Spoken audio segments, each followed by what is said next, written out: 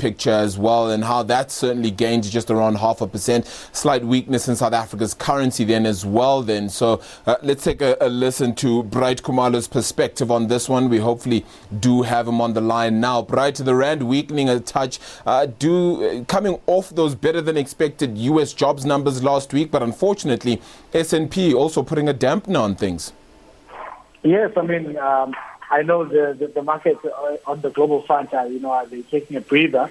I mean, talking about the S&P 500, if you remember carefully, in the first quarter of the year, we were down about 20%. In the second quarter, we were up about 20%. So that kind of almost netted itself off. So we were about 4% off the highs, when the month ended, of June. But you fast forward to today, like you're saying, great job numbers from the U.S., which was well received by the market. But again, now, like you said, that has sort of calmed down. And obviously, the rand, was at some point was at 16 rand, a number that we haven't seen since February this year, and it's back again, just over 17. So weakening a bit there, like you said.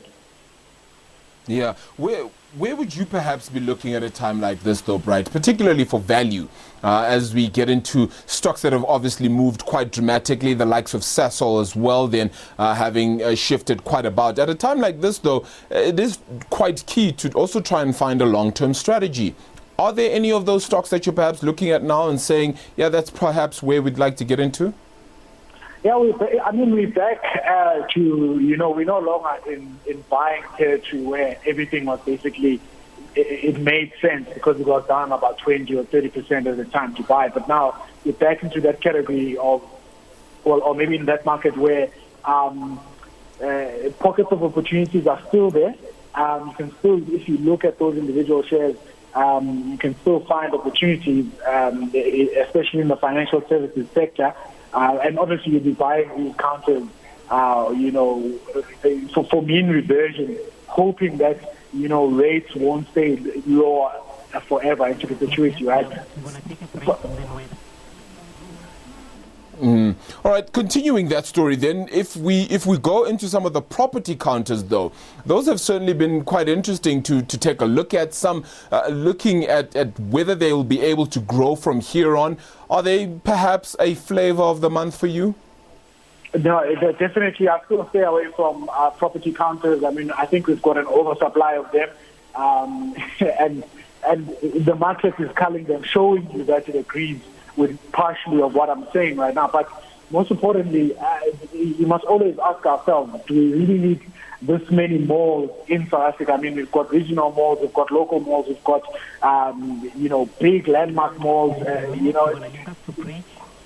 Yeah, so there's a lot of that happening in the market in terms of, property investments. But as a rule, we just stay away from that. They're always over-leveraged, and their product is not differentiated, and as a result, one small mistake could cause a big loss of value. So even though some of those look cheap, but they're only cheap for a reason, and we've seen the likes of Into collapsing.